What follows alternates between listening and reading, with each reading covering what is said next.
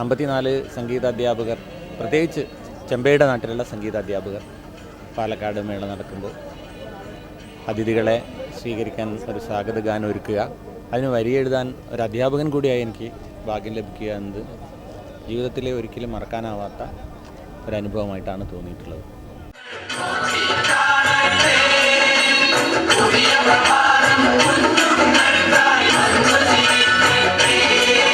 ഈ സംഗീതത്തിലും ഇത് ആവിഷ്കാരത്തിലും ആ ഒരു പൂർണ്ണത അതൊരു എഴുത്തിൽ അത് അങ്ങനെ തോന്നുന്നുണ്ടോ?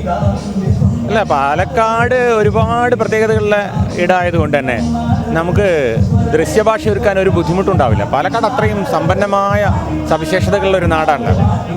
അതുകൊണ്ട് തന്നെ അതിൽ നല്ല പൂർണ്ണതയിൽ എത്തിക്കാൻ കഴിയും. മറ്റെവിടെ ഉള്ളതിനേക്കാൾ ഒരു പ്രത്യേകത ഒന്ന് വാദ്യങ്ങളുടെ നാടാണ്, മേളങ്ങളുടെ നാടാണ്, പൂരങ്ങളുടെ നാടാണ്.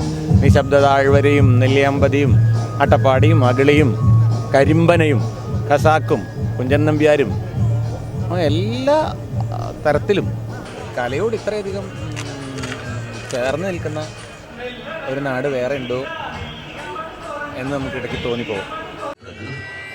ആ പ്രകൃതം തെല്ലൊരു വികൃതം, ആ വികൃതം അറിഞ്ഞാൽ സുഹൃതം.